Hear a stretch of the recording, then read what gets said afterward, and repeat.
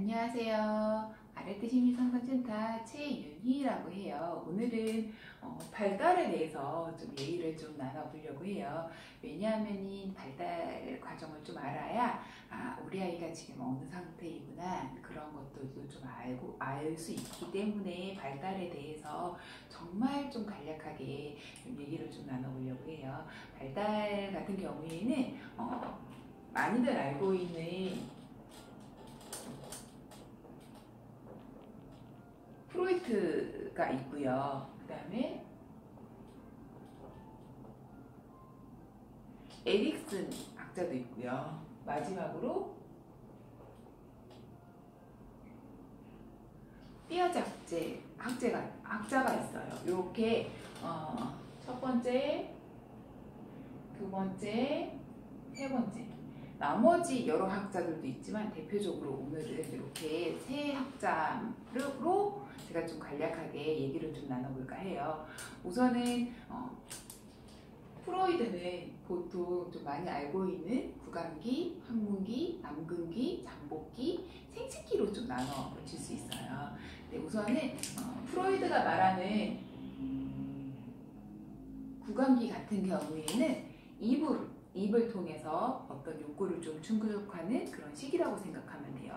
영유아기 같은 경우에는 다 입으로 탐색하고 먹는 것도 입으로 하고 뭐 사람들은 다 먹는 건 입으로 하니까 뭐 입으로 좀 자꾸 이렇게 물거나 어떤 느낌을 좀 통해서 그렇게 좀 이거는 어떻고 저거는 어떻고 그런 걸 아이들이 좀 느끼거든요. 그래서 아이들이 이때 좀 만족을 하게 되면은 자기 중심적인 그런 부분, 사고가 좀 발달되는 부분이 있고 그리고 의존적으로 되는 부분이 있어요.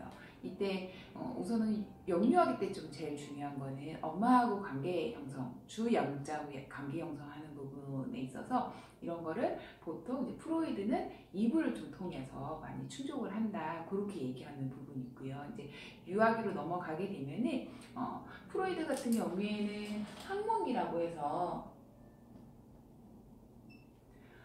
항문기라고 얘기해서 소변을 보거나 대변을 통해서 아이가 욕구를 좀 충족을 한다 그렇게 얘기하고 있는데 특히 소변보다는 대변 같은 경우에는 갖고 있는 거는 보유라고 하고요. 대변을 밖으로 내보내는 거를 이제 내보내는 게 있는데 그렇게 좀 하고 있는데 만약에 대변하는 거를 보유하고 있으면 아이가 보통 이제 고집이 좀 센 아이가 되거나 아니면 어떤 물건을 좀 잘 아끼고 어떤 부분은 좀 이렇게 다른 사람한테 좀 이렇게 허용적으로 뭔가 이렇게 주지 않고 구두쇠처럼 그렇게 되는 경우가 있어요. 그리고 만약에 배변을 좀 자주 보거나 배변에 대해서 실패를 하는 경우에는 좀 공격적인 성향으로 좀 바뀐다고 얘기하고 있어요. 그래서 이때 이제 뭐 아이가 강박적이거나 아니면 좀 아이가 공격적으로 좀 많이 반항을 하거나 그런 부분이 있다라는 거 좀 알고 계시면 좀 좋을 것 같아요. 그리고 남근기가 있어요. 남근기가 있는데 남근기 같은 경우에는 이제 이 시기에 도덕성이 좀 발달돼서 초자아가 좀 발달되는 부분이 있어요. 그래서 이때 이제 좌절을 하게 되면은 이제 두려움도 생기고 누구한테 복종을 해야겠다 그런 부분이 있는데 이제 이때 아빠나 이제 엄마 나하고 성이 같은 아이가 남자라고 하면은 아빠를 그러니까 아이가 여자아이라고 한다면 엄마를 좀 이렇게 동일시하려고 하는 그런 부분이 있는데 이 시기에 이거를 좀 잘 충족하지 못하게 되면은 성격장애라고 있거든요. 그런 부분이 좀 이렇게 될 수 있다라는 거 좀 알고 계시면 좀 좋을 것 같아요. 그리고 잠복기가 있어요. 그 다음으로는 잠복기라고 있는데 잠복기 같은 경우에는 이때는 이제 사회성이 조금 이제 발달되는 시기예요. 그리고 이때 다른 사람하고 어떤 관계 형성을 하거나 그런 부분이 있어서 좀 많이 발달되는데 만약에 이때 친구들하고 어떤 관계에서 어떤 좌절을 겪거나 그랬을 때는 아이가 소심한 행동을 한다던가 아니면은 좀 어떤 상황을 좀 회피하려고 한다던가 아니면 어떤 거에 대한 어떤 열등감이 좀 생긴다던가 그런 부분이 좀 생길 수 있어요. 그렇기 때문에 그거를 좀 알고 계시면 좀 좋을 것 같아요. 그리고 마지막으로 생식기라고 있는데 생식기는 시기라고 생각하시면 될 것 같아요. 이때 이제 책임감도 발달되는 부분이 있고 그렇기 때문에 프로이드는 이렇게 발달을 하나, 둘, 셋, 넷, 5개 구강기, 항문기, 남근기, 잠복기, 생식기 이렇게 좀 나눠서 볼 수 있다라는 거 알고 계시면 좋을 것 같아요. 그 다음에 에릭슨에 대해서 좀 얘기를 좀 나눠볼게요. 에릭슨 같은 경우에는 이제 명료하기 때는 신뢰하고 불신이라고 얘기하는 희망이라는 거를 우선은 제일 중요시 여기는 부분이 있어요. 그러니까 아이가 혼자 뭔가를 먹는다던가 아니면은 엄마한테 뭔가를 안기거나 아니면 엄마하고 어떤 애착관계를 형성하는 엄마를 믿어도 될 사람인지 아닌지 그런 거 엄마를 신뢰해야 할지 엄마를 믿지 말아야 될지 이런 부분들은 이제 엄마하고 어떤 애착관계를 좀 통해서 이 부분이 좀 발달이 되는데 이렇게 신뢰를 할 수 있는지 아니면은 불신을 해야 되는지 이런 부분을 좀 중요시 여기는 부분이 있어요. 그리고 이제 유아기가 되면은 아이의 이제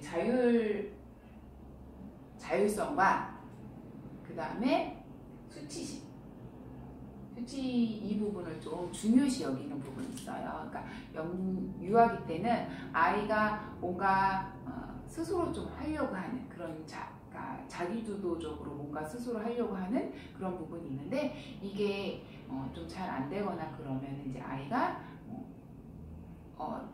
수치심을 좀 느끼거나 누군가 뭔가 내가 뭐 하려고 하는데 그게 안 돼 그러면은 내가 뭔가 잘못한 것 같고 그래서 수치심을 좀 많이 느끼는 그런 시기라고 알고 계시면 좋을 것 같아요. 그리고 이제 학교 들어가기 전에 뭐 한 4살에서 6살 정도 그때는 이제 아이가 스스로 뭔가를 주도적으로 하는 부분하고 하는 부분이 발달이 돼야 되는데 이 부분에 있어서도 뭐 그거 안 돼 라고 자꾸 억제를 하거나 그러면은 아이가 제의식이 좀 느껴지는 부분이 있거든요. 그래서 이 시기는 주도하고 제의식이 좀 발달되는 시기라고 생각하시면 될 것 같아요. 그리고 이제 초등학교에 들어가면은 아이가 이제 그러면 열심히 성실하게 뭔가 하는지 아니면 열등적인 어떤 감정을 통해서 아이가 열등을 좀 느끼는지 이 두 가지가 발달되는 부분이 있는데 이때 아이들이 내가 뭔가 열심히 노력을 하는데 어떤 성취나 그런 게 없었을 때 아이가 무기력해지고 어떤 열등감을 좀 느끼는 그런 시기가 있는데 이 시기에는 근면하고 열등이라고 얘기하는 부분이 있어요. 이 시기를 이제 아이의 어떤 능력을 제대로 발휘할 수 있는 시기라고 생각하시면 될 것 같아요. 그 다음에 이제 청소년기가 들어가면은 아이 정체성 발달, 제2차 성장기라고도 얘기하잖아요. 이때는 자아 정체감이 발달되는 시기인데 이게 발달이 좀 잘 안 되면 내 역할이 도대체 뭔가 역할 혼미라는 게 좀 오게 되는데 나는 도대체 뭔가라는 거를 좀 느끼게 되는 부분이 있어요. 이 시간 자아 정체감 대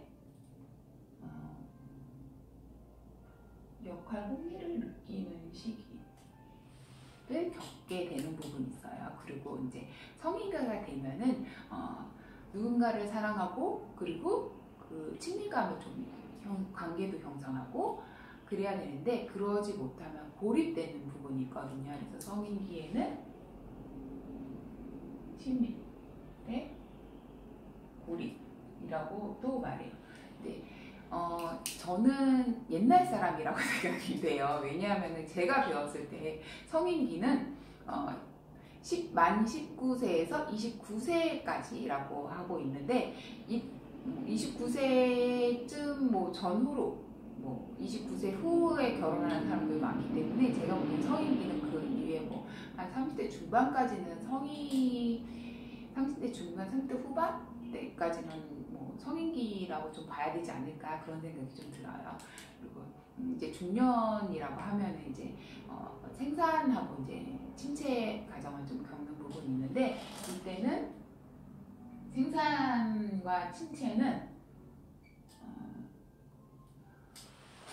자녀를 출산한다고 생각하시면 될 것 같아요. 이렇게 결혼 시기가 늦어지고 이제 아이를 낳아서 아이를 좀 키우는 그런 시기라고 생각하시면 되는데, 이 시기도 제가 보기에는 사람마다 다 다르긴 하지만 요즘에는 결혼 시기가 좀 많이 늦춰지기 때문에 20대 때 결혼하는 커플을 제가 요즘에는 거의 못 본 것 같아요. 저 때는 뭐 20대 친구들이 뭐 결혼하는 친구들도 있는데 뭐 나중에 한 30대에 결혼했던 친구들도 좀 많이 있거든요. 그렇기 때문에 이 시기에는 아이를 낳고 그 아이를 좀 잘 성장할 수 있게끔 하는 그런 시기가 중요하다고 생각하시면 될 것 같아요.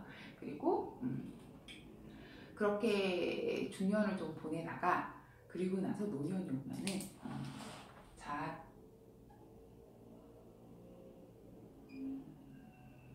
통합이라는 거는 이제 나를 좀 받아들인다고 생각하시면 될 것 같아요. 근데 내가 나를 받아들이지 못하면은 절망이라는 거를 해요.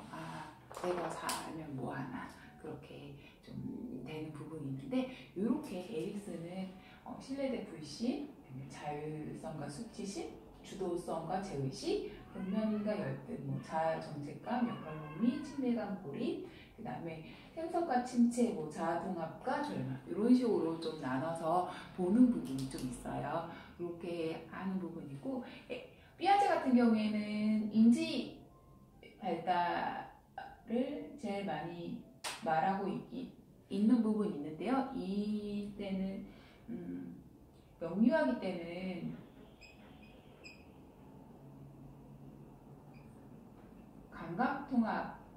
감각통합이라고 얘기를 해서 아이가 뭔가를 조작하고 그럴 때 내가 알고 있는 부분을 조작하는 부분이 있고, 그 다음에 새로운 부분을 받아들여서 어떤 조절을 좀 통해서 어떤 물건을 배치하거나 아니면 뭔가를 활동하는 부분이 있어요. 그래서 기존에 내가 알고 있는 방식, 그 다음에 새로운 방식을 같이 좀 평행을 좀 이루어서 이렇게 어떤 거를 본인 스스로가 놀이를 하든 뭔가를 하든 그렇게 해서 이거는 이렇구나 저건 저렇구나 라는 거를 알 수 있는 시기라고 생각하시면 돼요. 그래서 이때 대상 영토성이라는 게 생기는데, 이거는 뭐냐면은 어린 아이들 깍꿍놀이 많이 하잖아요. 엄마 없다 하고 하면은 엄마가 이렇게 나타나고 그런 거 아이가 까르르르 웃잖아요. 그리고 이게 좀 아이가 조금 처음에는 엄마가 정말 없네 하고 엄마를 막 찾는데 나중에 엄마가 그 자리에 있다라는 거를 아이도 아는 그런 시기라고 생각하시면 될 것 같아요. 그리고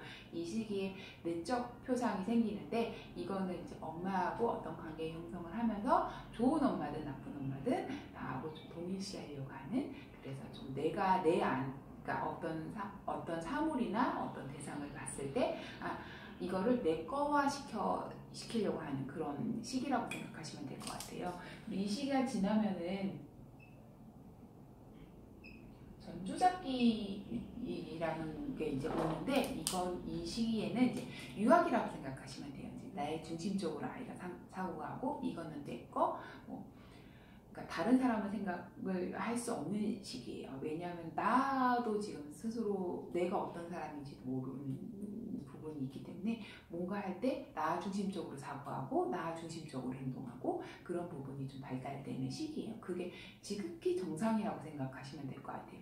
그러니까 우리 아이는 뭔가를 다른 사람은 생각을 못해요. 근데 나이를 좀 들어봤을 때 그게 지극히 정상적인 발달인지, 아니면은 그 시기가 나 중심적인 사고에서 벗어나서 다른 사람도 좀 생각해야 되는 시기인지, 그거를 아는 게 좀 우선은 저희 접수상담하거나 상담을 할 때 중요한데, 우리 아이가 좀 어느 시기인지 좀 알아야 되는 부분이 있어서 제가 말씀드리는 거예요. 그리고 이때 이제 상징적인 표상이 아이들이 할 수 있는데 상상놀이라고 생각하시면 될 것 같아요. 그러니까 뭔가를 할 때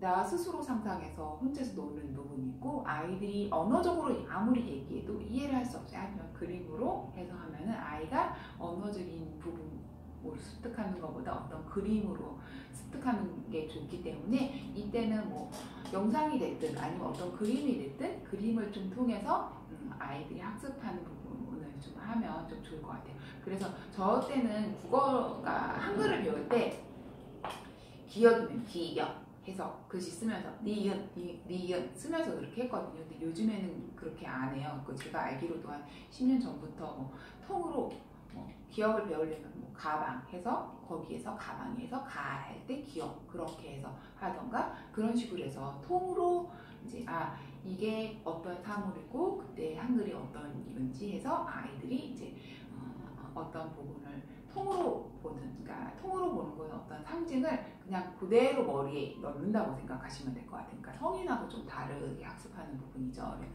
그런 부분이 좀 발달되는 부분이 있어요. 그래서 이때 아이가 이제 언어로 말하는 부분이 언어 발달이 좀 많이 좀 활성화되는 시기라고 생각하시면 될 것 같아요. 그리고 이 시기에 어떤 도덕성이나 그런 부분에 있어서 본인 스스로가 이게 도덕성이 맞는지 틀리는지 아이는 알 수 없어요.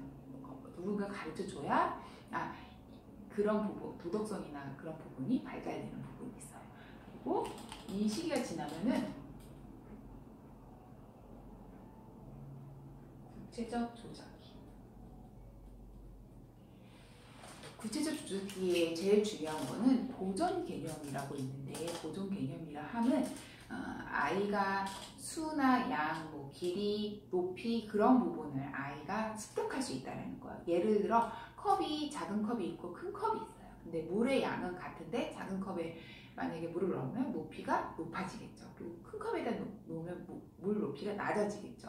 이게 이제 유아기 때는 아이들이 작은 컵에 같은 양, 그러니까 작은 컵하고 큰 컵을 아이한테 줬을 때 그 높이만 봐서 아이가 작은 컵의 내용물과 큰 컵의 내용물이 같지만 아이는 작은 컵, 먹는 거에 대한 욕심이 많으면 작은 컵을 선택을 할 거예요. 왜냐하면 작은 컵에 있는 내용물이 더 많아 보이기 때문에. 하지만 아이가 이제 아동기에 들어오면 이게 이제 같은 양이라는 걸 알게 돼요. 그래서 그렇게 아이가 어떤 양, 부피 그런 걸 좀 통해서 이게 같구나 다르구나라는 걸 아이가 알 수 있는 그런 시기라고 생각하시면 될 것 같아요. 그리고 이 시기에 타인을 배려할 수 있는 그런 능력도 좀 생겨요. 그거를 이제 조망 수용 능력이라고 하는데, 이 부분이 좀 발달되는 시기에, 그러니까 다른 사람하고 어떤 관계를 형성할 때 남만 생각하지 않고 다른 사람을 생각해서 어떤 배려를 해준다던가 그런 부분이 좀 많이 발달되는 시기라고 생각하시면 될 것 같아요.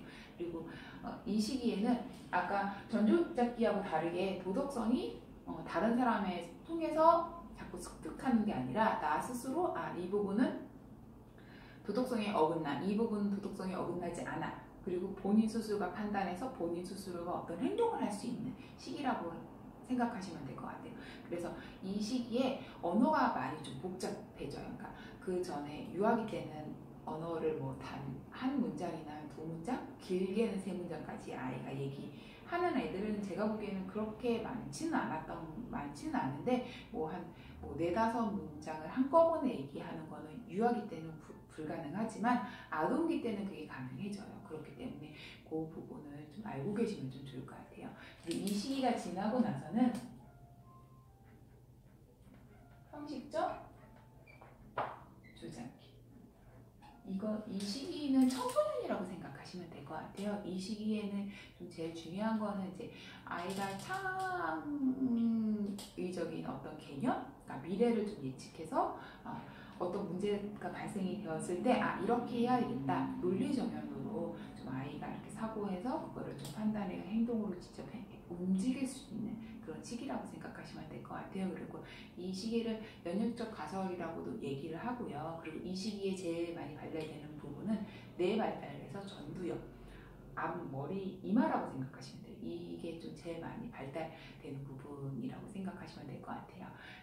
오늘은 이상으로 정말 간단하게 지금 제가 얘기한 분량은 거의 한 1년 발달 과정, 학교에서 대학 과정이나 석사 과정에서 1년 과정으로 배울 수 있는 그런 내용들인데, 우선은 오늘은 프로이드하고 에릭슨하고 피아제 이렇게 세 가지만 제가 얘기한 부분은 보통 심리적인 부분, 심리에서는 프로이드를 제일 많이 얘기하고 있어서 제가 프로이드를 넣었고요.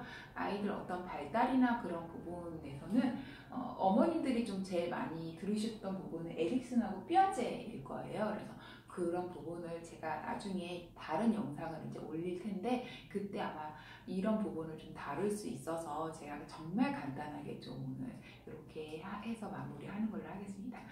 이상으로 오늘 마치고요. 뭐 다른 거 뭐 궁금하신 사항 있으시면 저희 언제든지 연락 주세요. 감사합니다.